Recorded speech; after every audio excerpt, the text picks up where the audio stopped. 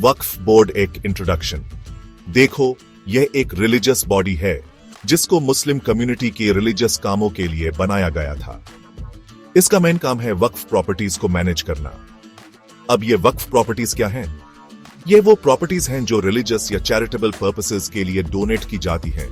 Board का formation parliament के एक एक्ट के अंडर हुआ था जिसको वक्फ एक्ट 1955 कहते हैं। इसके अंडर हाई ये गवर्न होता है। वक्फ बोर्ड का एम है चैरिटेबल कामों को प्रमोट करना, जैसे एजुकेशन, हेल्थ और गरीबों की मदद। बोर्ड के पास प्योर देश में बहुत सारी प्रॉपर्टीज हैं जिनमें मॉस्केस, कब्रिस्तान, दरगाह और ऐसे ही और रिलीजियस प्लेसेस हैं। इन प्रॉपर्टीज से जो इनकम आती है उसका यूज से वो अपने एम्स को पूरा करने के लिए करते हैं। लेकिन रिसेंट ईयर्स में वक्फ बोर्ड कंट्रोवर्सीज में घिर गया है। बहुत लोग इसके कामकाज पे सवाल उठा रहे हैं। कुछ लोगों का कहना है कि बोर्ड अपनी पावर्स का गलत यूज कर रहा है और हिंदूज की कीमत पर मुस्लिम्स को बेनिफिट पहुंचा रहा है। इन एलिगेशंस की वजह से हिंदू और मुस्लिम कम्युनिटीज के बीच टेंशन बढ़ गया है।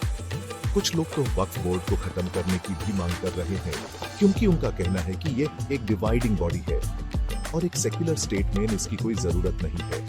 वक्फ बोर्ड पे ये डिबेट इंडिया में रिलीजन और पॉलिटिक्स के कॉम्प्लिकेटेड रिलेशनशिप को दिखाती है। प्रॉपर्टी डिस्प्यूट्स और एनक्रोचमेंट के केसेस।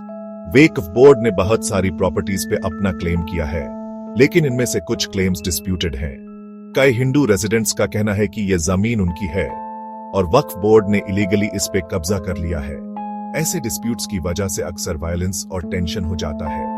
एक एग्जाम्पल है गोविंदपुर गांव का केस।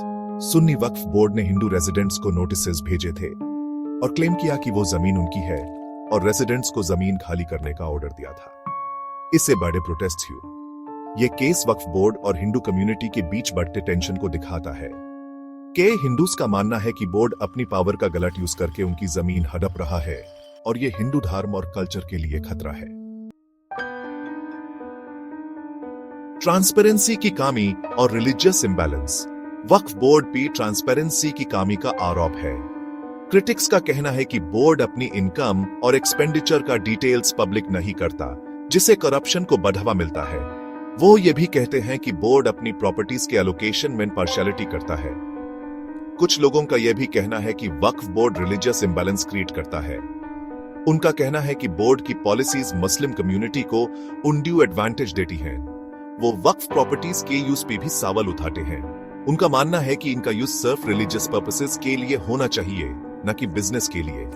यह परसेप्शन है कि वक्फ बोर्ड एक बीस्ट इंस्टीट्यूशन है और यह हिंदू कम्युनिटी में डिस्ट्रस्ट और रिजेंटमेंट पैदा करता है।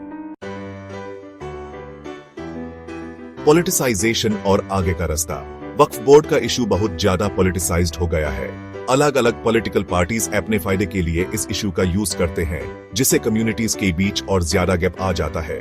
इस इशू का कोई इजी सोल्यूशन नहीं है, लेकिन आगे बढ़ने का एक रास्ता है बातचीत और समझ। सभी पार्टीज को एक साथ आकर सोल्यूशन ढूंढना होगा जो सबको एक्सेप्टेबल हो। गवर्नमेंट को इंश्योर करना चाहिए कि वक्फ बोर्ड फेयर और ट्रांसपेरेंट तरीके से काम करे। बोर्ड को भी अपने काम में अकाउंटेबिलिटी और ट्रांसपेरेंसी लानी होगी।